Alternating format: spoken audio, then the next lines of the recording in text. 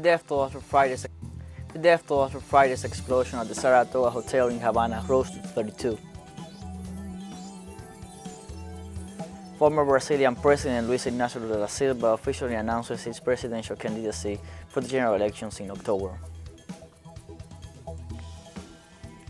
Syria says to be ready to provide assistance to the Donetsk and Luhansk People's Republics.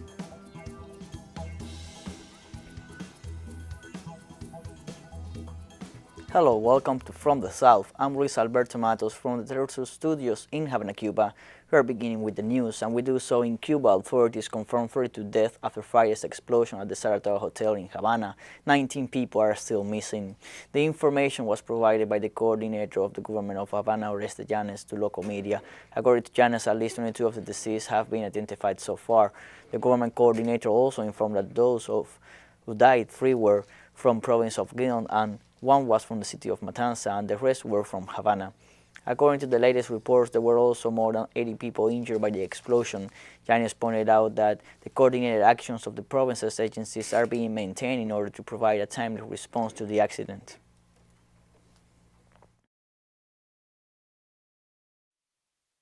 We have to move forward. Let there be corpses, but maybe still alive. The longer we wait, the less life will reach them. So we have to do it as carefully as you say, but quickly. It is slow because it is a meticulous, very careful job. As I explained, there are people trapped inside the building. The work has to be done little by little, extracting the rubble as there may be victims along with the debris. Luis Antonio Torres, first secretary of the Cuban Communist Party in Havana, made a statement on the events at the Saratoga hotel in Havana and stressed that the search and rescue efforts are progressing at the site. Well, as you know, all night long we continue the work of rescue and search for human lives or rescue of corpses that are in the affected area. As I have explained since the first intervention I made yesterday morning, this is a slow task, because it is a search for corpses or people who have survived. There, besides, we are in the presence of a structure that, although in the not collapsing all its dimension, there are important parts that collapsed. Therefore, the work of the specialists, the technicians of the fire department, and of other institutions that are participating is slow because of the level of responsibility that they have in the search and the rescue efforts. Likewise, the first secretary of the Communist Party of Cuba, Luis Antonio Torres, indicated that specialists from different governmental entities are evaluating the situation of the building. At this moment, with the presence of Commander Ramiro, the Minister of Construction, the OSD partner, the project, the ENIA, everyone, they are assessing the situation of the building. Remember that it has not yet been possible for these specialists to enter and the places. The firemen have entered. They are searching for lives of corpses, but now the process begins. Those that are being released, that the specialists then begin to enter to analyze the structure and evaluate the situation to know if the building can be preserved or not. On the accident at the Saratoga Hotel in Havana, the chief of Cuba's Civil Defense, Ramon Pardo Guerra, highlighted the quick and joint effort of the society and the island's authorities. There was a joint and a rapid action of the whole system organized by the civil defense. We are the force acting at the time, the firefighters, the rescuers, the party force, the government and human solidarity, that is, the people who were on the spot, who were the first to help. We are moving on to other topics. In Haiti, hundreds of people in the north of Port-au-Prince took to the streets this Friday to celebrate the return to normality after 2 weeks of gang warfare. Residents of the northern neighborhood of Croix de Maison also claimed that the national government failed to act in light of the clashes that kept businesses and schools closed for more than 10 days. In addition, the conflict also resulted in burned houses and the permanent anxiety of the local population. All this as a result of violence between Haiti's main gang, Chen Méchant, and the rival 400 Maoiseau. However, the territorial war between 2 rival gangs continues in other districts of the capital. I ask for peace. I also ask people not to turn away from the area. As in Martisan, all activities are stopped. We want to return to activities again. I ask everyone who goes to public parks in other areas like arcades, cabaret, that they come back to their homes. The President of Mexico, Andrés Manuel López Obrador, arrived this Friday in Tegucigalpa, where he was received by his Honduran counterpart Xiomara Castro. The Mexican president visits the country as part of his international tour of Central America and the Caribbean. During a press conference, both presidents called for strengthening cooperation in different sectors and agree on the need to advance in alternative development models to neoliberalism in order to benefit the great majorities. The meeting between the presidents took place after Castro completed her first 100 days in office. Honduras is the third stop in the working tour that Mexican President López Obrador is making to 4 Central American nations and Cuba. The main topics on his agenda will be cooperation for development, investment, migration, the fight against drug trafficking, security, among others.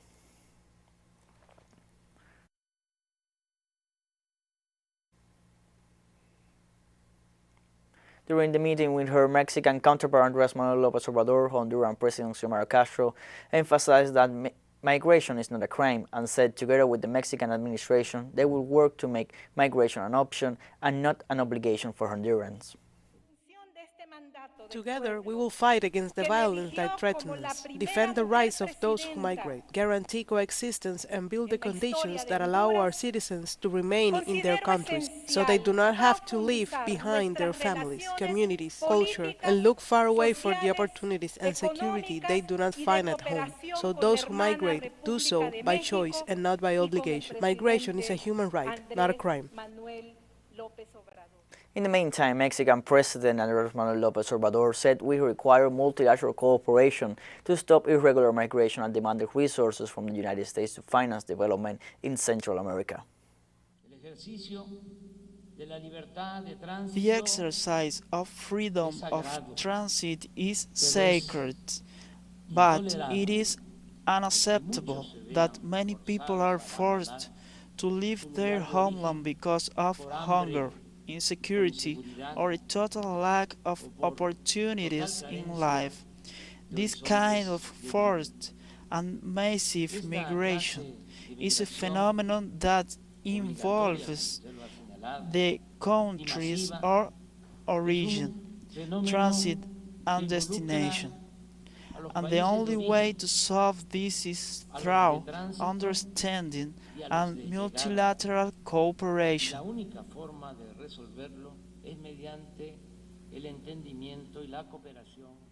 We'll take a short break now. Join us again after this.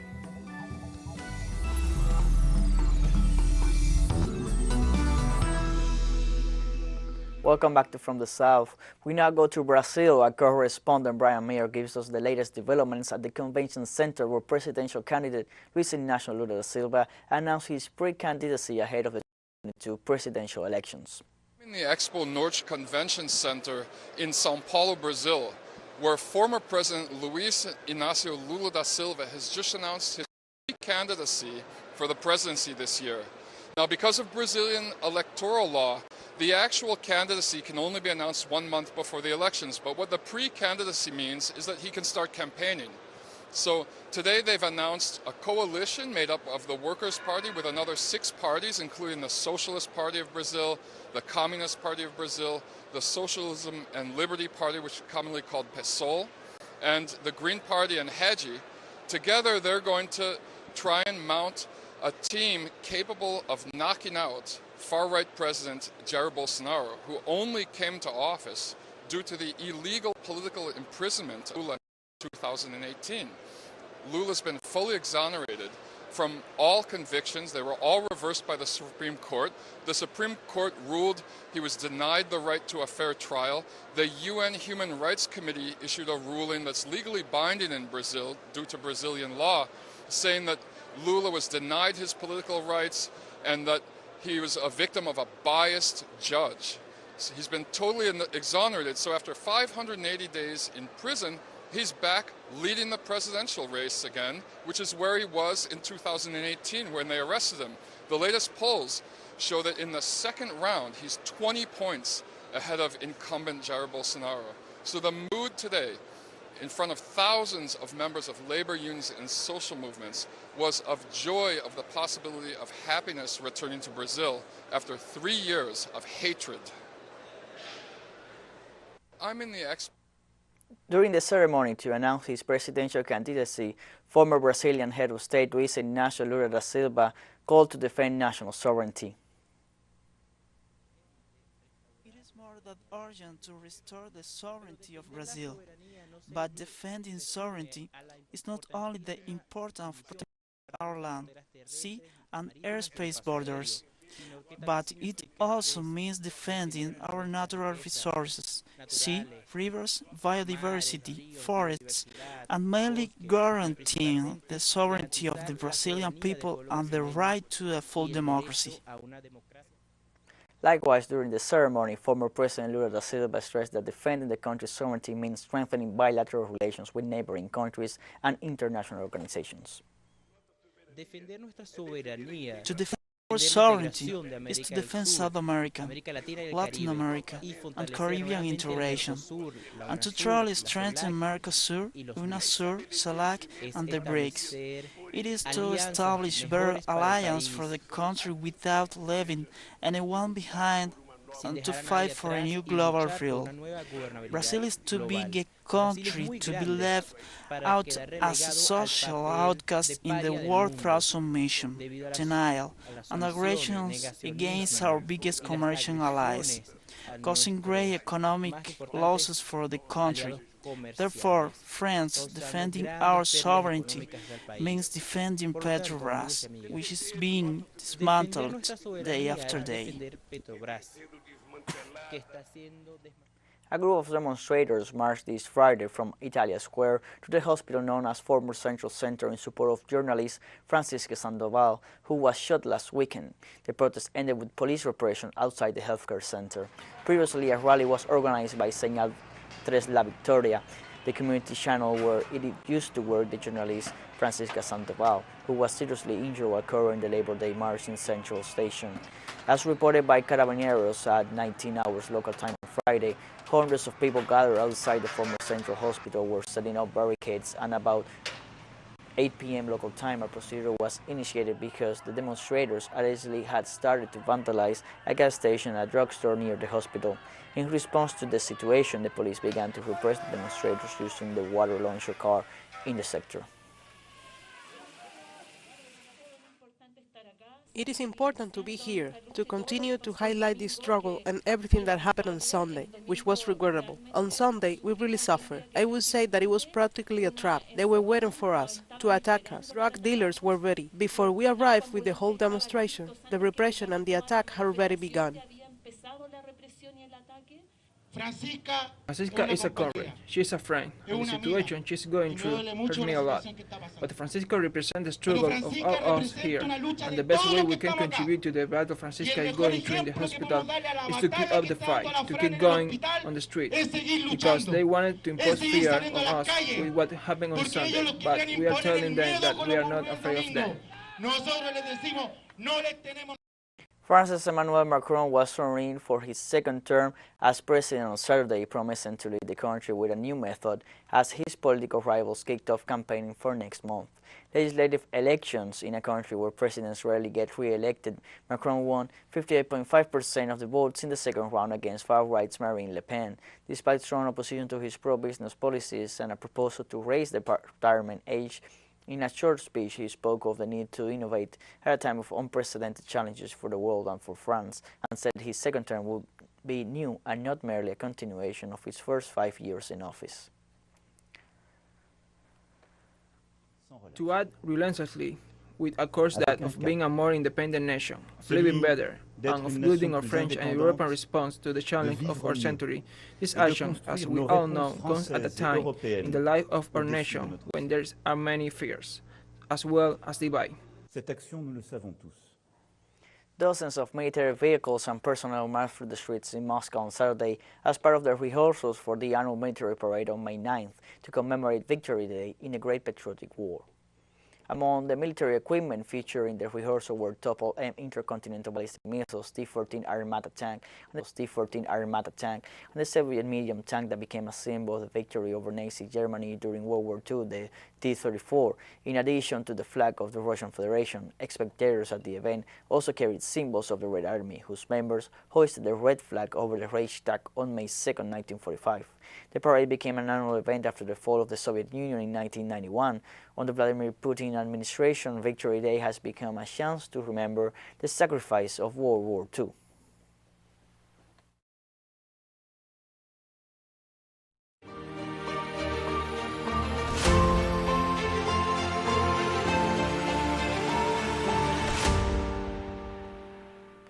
Russia presented before the United Nations new evidence on war crimes committed by the Ukrainian army and nationalists. The Russian ambassador to the UN, Vasily Nebensia, denounced at the Security Council that the Ukrainian army has systematically violated international law. Nebensia drew the attention of his colleagues to the installation of the Ukrainian armed forces of heavy equipment in residential areas and the use of civilians as human shields, which constitutes a violation of international humanitarian law. The diplomat accused the Western media of distorting the facts in Kiev despite being aware of what is really happening in the country. We have a report from our special envoy in Ukraine, Alejandro Kirk, right outside a former prison northwest of Luhansk People's Republic. This is Palavinkino, a former prison northwest of Lugansk, used by the Aidar neo-Nazi battalion to imprison, torture, and kill political prisoners. This is where they took us inside. There was a table, a chair, there was a deck with an axe on it. And this is where the beatings, interrogations, torture, and all the other things. In this particular place, as you can see, here they also tried to cover their tracks, broke everything up.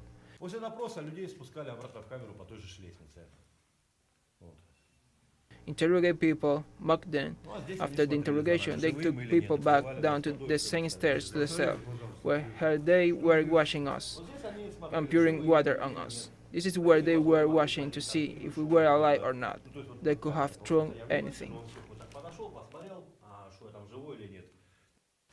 That's it from Palavinkino prison near northwest of Lugansk.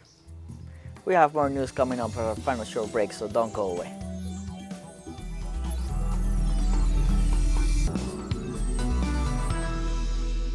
Welcome back to From the South. Syria is said to be ready to provide assistance to the Donetsk and Luhansk People's Republic. The Syrian ambassador to Russia, Riyad Hassad, said during a working trip to the city of Yekaterinburg on Saturday. The ambassador expressed his government's support to both republics and stressed that for over 8 years its people have been facing bombings, regular damages, and an unfair blockade by Western-backed neo-Nazis. Haddad reaffirmed that is the reason why Syria is working to provide comprehensive and humanitarian assistance to the Donbas republics. According to the envoy, the Syrian people and government are ready to help the countries that have been subjected to Western aggression. Afghanistan's Taliban rulers on Saturday ordered all Afghan women to wear head-to-toe clothing in public, a sharp, hardline pivot that confirmed the worst fears of rights activists and was bound to further complicate Taliban dealings with an already distrustful international community. The decree, which calls for women to only show their eyes and recommends they wear the head-to-toe burqa, evokes similar restrictions on women during the Taliban's previous rule between 1996 and 2001. Girls have been banned from school beyond grade 6 in most of the country since the Taliban's return. Universities opened earlier this year in much of the country, but since taking power, Taliban edicts have been erratic. While a handful of provinces continue to provide education to all, most provinces close educational institutions for girls and women. Women's rights activist Narges Nassar said life is getting tougher for Afghan women, and many are losing hope as the Taliban continue their harsh implementation of Islamic Sharia.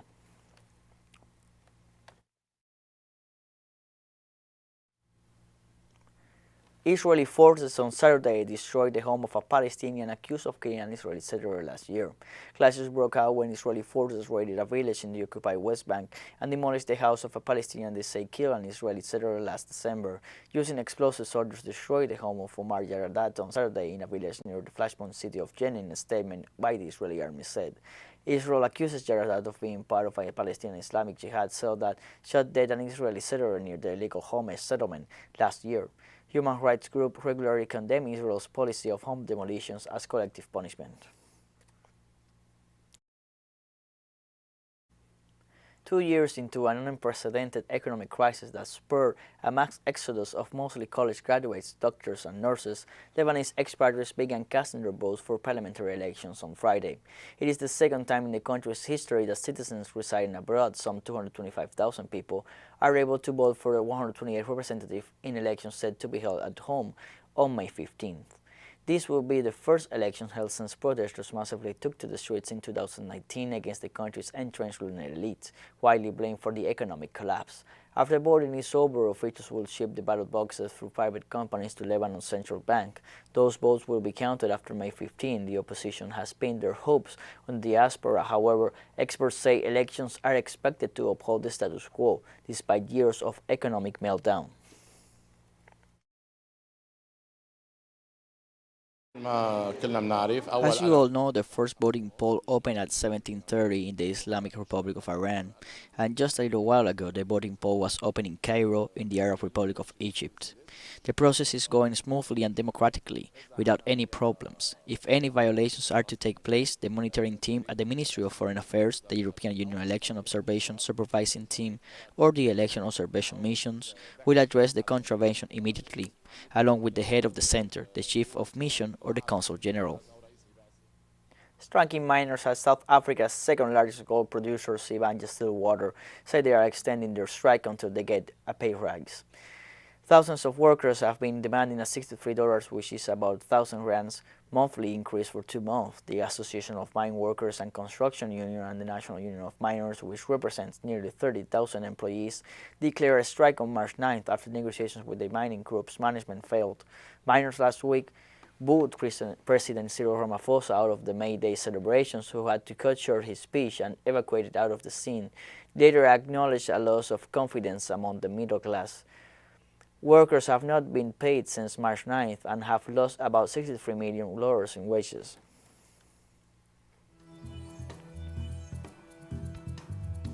We have come to the end of this news brief. Remember, you can find these and many other stories on our website at telesurenglish.net. You can also join us on our social media on Facebook, Twitter, Instagram, and Telegram. For TeleSUR English, I'm Luis Alberto Matos. Thank you for watching.